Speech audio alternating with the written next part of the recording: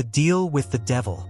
Dylan and Leanna sat in their dimly lit living room, the weight of their financial woes hanging heavy in the air. Their suburban house, once a symbol of their dreams, now felt like a crumbling prison. Bills piled up on the kitchen counter, each one a stark reminder of their recent job losses. Dylan, a former engineer, and Leanna, a marketing specialist, had been victims of a harsh economic downturn. The constant calls from creditors had become a daily torment, and the threat of foreclosure loomed ominously over their heads. Desperation drove Dylan to spend more time at the local library, seeking solace in the quiet stacks of books. One rainy evening, while perusing the dusty shelves, a peculiar, ancient tome caught his eye. The cover, worn and leather-bound, was adorned with strange symbols that seemed to pulse with a life of their own. Intrigued and desperate, Dylan opened the book and found its pages filled with rituals and incantations. One ritual, in particular, promised untold wealth and stability, a beacon of hope in their dark times. He rushed home, the book clutched tightly in his hands, and shared his discovery with Leanna. Skeptical but equally desperate, they decided to take the chance. Little did they know, their decision would lead them down a path far darker than their current despair. Dylan placed the ancient book on the coffee table, its worn pages open to the ritual that promised salvation. "This could be our only chance," he said, his voice tinged with desperation. Leanna frowned, her fingers nervously twisting a strand of hair. "Do you really think this will work? It sounds dangerous," she replied. But as they glanced around their once cozy home, now shrouded in shadows of debt and uncertainty, they knew they had little choice. Together, they decided to perform the ritual, driven by a shared sense of hopelessness. That night, under a full moon, they gathered the required items: a black candle, a silver knife, and a small vial of their blood. The air grew thick with anticipation as they followed the instructions meticulously, chanting ancient words that echoed through the stillness. The candle flickered violently, casting grotesque shadows on the walls, and an icy breeze swept through the room, chilling them to the bone. As the final words left their lips, a dense fog filled the room, and from it emerged a tall, shadowy figure with eyes like burning coals. "I can grant you the wealth and stability you seek," the figure intoned, its voice a haunting whisper. "But in return, I will call upon you for a favor." Desperation overshadowed their fear, and they agreed without hesitation, ignoring the sinister undertone of the figure's words. The deal was struck, sealing their fate in a pact far darker than they could have ever imagined. The morning after the ritual, Dylan received a call from a prestigious engineering firm offering him a high-paying job. Simultaneously, Leanna was headhunted by a top marketing agency. Their debts were mysteriously cleared, and within weeks, they moved into a luxurious home in an affluent neighborhood. Their once bleak existence transformed overnight into one of comfort and opulence. However, as they settled into their newfound prosperity, strange occurrences began to plague their lives. At night, they heard whispers in the dark, disembodied voices murmuring indistinctly. Shadowy figures flitted just beyond their vision, vanishing when they turned to look. Small accidents began happening around the house. Light bulbs exploding, appliances malfunctioning, and doors creaking open on their own. Gradually, Dylan and Leanna started to piece together a disturbing pattern. News reports of sudden misfortunes befalling their former neighbors and acquaintances began to surface. Bankruptcies, accidents, even deaths. The couple couldn't shake the feeling that their success was somehow linked to these tragedies. Late one night, Dylan discovered a passage in the ancient book that confirmed their worst fears. The wealth granted by the ritual was drawn from the misfortune of others. With growing horror, they realized the true cost of their deal. Their prosperity had been built on the suffering and ruin of those around them. The sinister figure had not granted their wishes freely. It had orchestrated a macabre redistribution of fortune, feeding off the despair it sowed. The couple's dream had become a nightmare from which there seemed no escape. One stormy night, as lightning lit up the sky, the mysterious figure returned, its presence suffocating the room with an icy chill. "It is time to fulfill your part of the bargain," it declared, its eyes glowing with a sinister light. "The favor I demand is your souls." Panic gripped Dylan and Leanna as the full horror of their deal sank in. Desperate to escape their fate, they packed their belongings and fled the house, driving through the torrential rain. But the supernatural forces binding them to their deal were relentless. The car's engine died inexplicably, doors refused to open, and every path led them back to their accursed home. Their luxurious mansion had become a malevolent trap, sealing them within its walls. As the figure's laughter echoed through the house, they uncovered the final, horrifying truth. Their wealth had been siphoned from the misery of others. Every piece of their opulence was stained with suffering. Shadows coalesced around them, the anguished faces of those who had fallen victim to their greed. The figure's skeletal hands reached out, and as it dragged them into the darkness, their screams reverberated through the halls. The once opulent mansion stood empty, a chilling monument to the price they had paid. The whispers in the dark and the shadows at the edge of sight served as a stark reminder of their doomed souls, forever trapped in a prison of their own making. The Cursed Inheritance. Chase, a 28-year-old graphic designer, and his wife Macy, a 27-year-old freelance writer, lived a modest life in the city. Their routine was abruptly disrupted when Chase received news of an unexpected inheritance. A distant relative, whom he barely knew, had left him a sprawling estate in the remote countryside. The couple was thrilled, viewing this as a chance to escape the city's hustle and start anew. Upon their arrival at the estate, they were struck by its grandeur. The mansion, though old, stood majestically against the evening sky, its vast grounds sprawling with overgrown gardens and dense woods.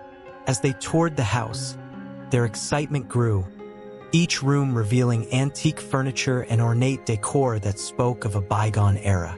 However, their enthusiasm was dampened when they came across a heavy, iron-bound door in the basement, sealed with chains and an ancient-looking lock. Attached to the door was a faded note in elegant handwriting, warning them never to open it. Puzzled and intrigued, they learned from the accompanying legal documents that the inheritance came with a strict condition. The room must remain sealed at all times. Chase and Macy exchanged uneasy glances but decided to respect the condition, at least for the time being. As night fell, they couldn't shake off the eerie feeling that the sealed room emanated, casting a shadow over their otherwise joyous inheritance. Days turned into weeks, and Chase and Macy's curiosity about the sealed room grew insatiable. They often found themselves standing in front of the door, speculating about its contents. "Maybe it's hiding something valuable," Chase suggested, his eyes gleaming with excitement. Macy, more cautious by nature, pondered the ominous warning. What if it's something dangerous? Why else would it be sealed and come with such a condition? Their discussions gradually turned into late-night debates, the mystery gnawing at their minds. The temptation to unveil the secret behind the door became overpowering. They rationalized their decision by convincing themselves that if they were careful, no harm would come. The sealed room became an obsession they couldn't ignore. One evening, under the cover of darkness, they decided to break the seal. Armed with tools, they worked together to cut through the chains and pry open the ancient lock. As the door creaked open, a gust of cold air rushed past them, sending shivers down their spines. The room inside was dimly lit by a single, flickering candle, casting eerie shadows on the walls. Shelves lined with ancient texts and bizarre artifacts filled the space, and a heavy, musty smell hung in the air.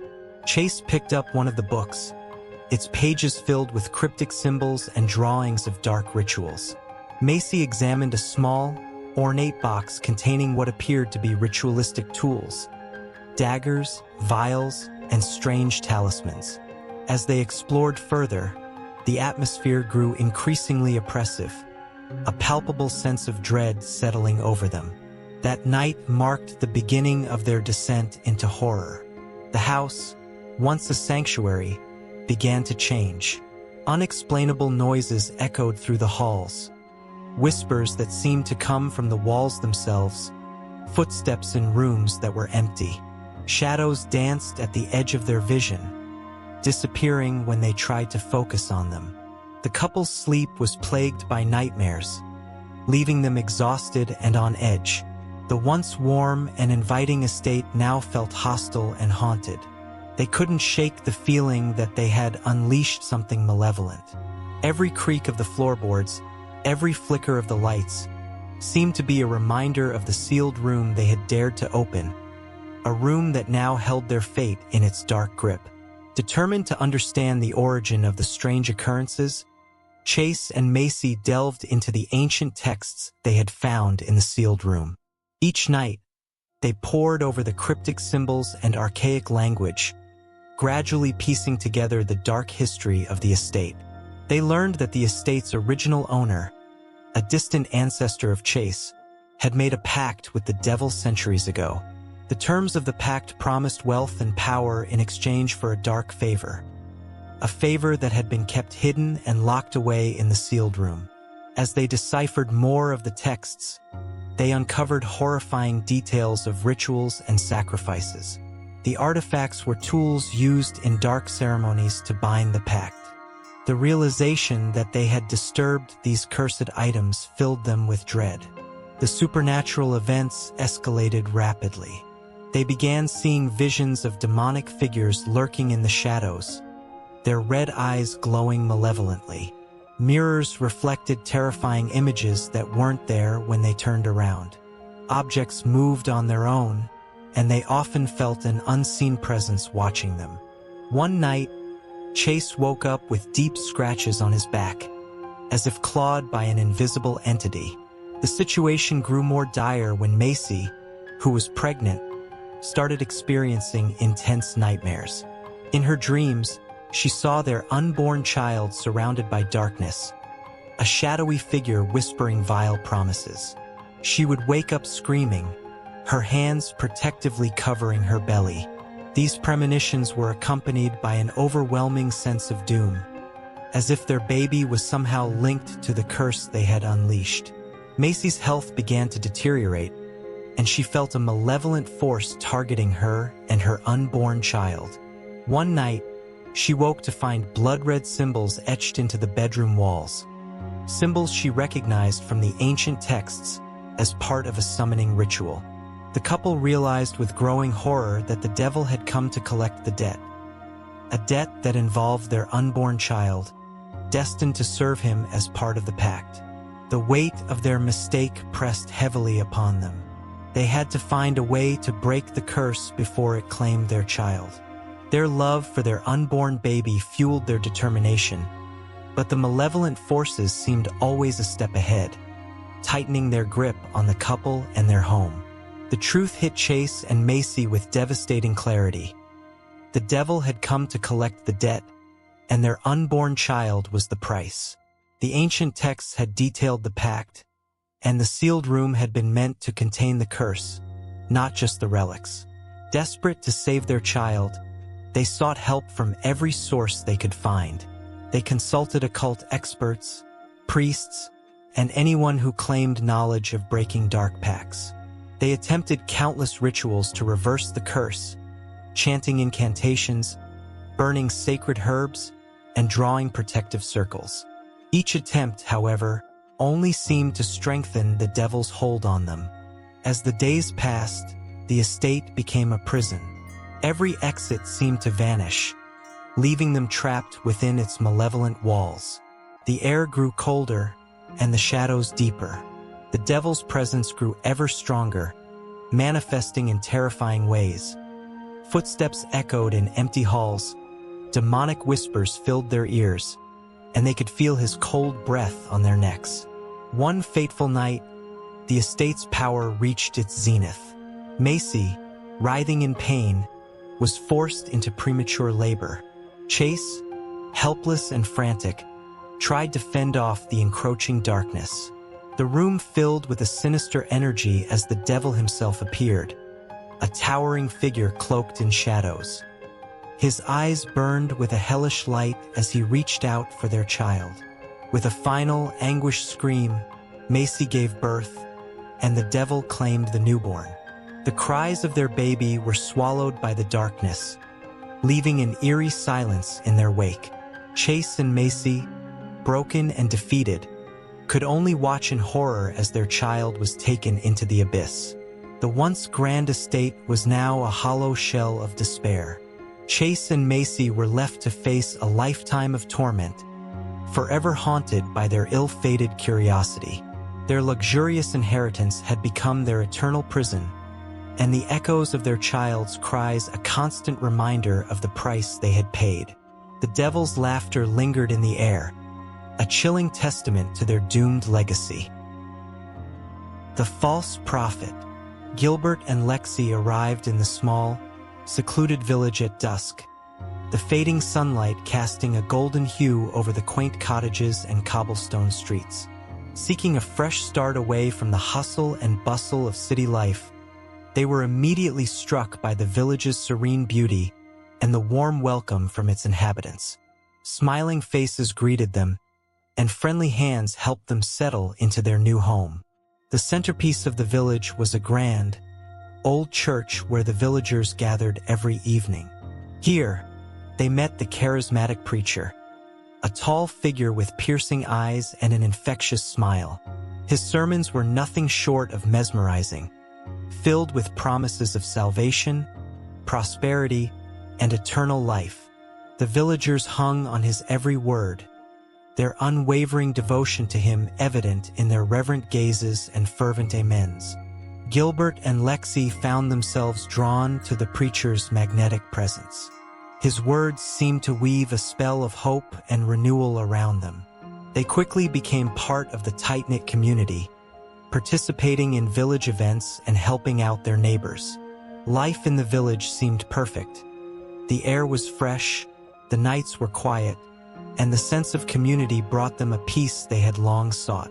They felt they had finally found their paradise. As the weeks passed, Gilbert and Lexi began to notice strange activities taking place under the cover of night. From their bedroom window, they often saw groups of villagers gathering in the churchyard, chanting in low, rhythmic tones. The rituals seemed innocent at first, prayers and hymns, but soon took on a more sinister tone. The chants grew louder and more fervent, accompanied by the flickering glow of bonfires and the eerie shadows of villagers dancing in a trance-like state. Their unease grew when they heard the first whispers.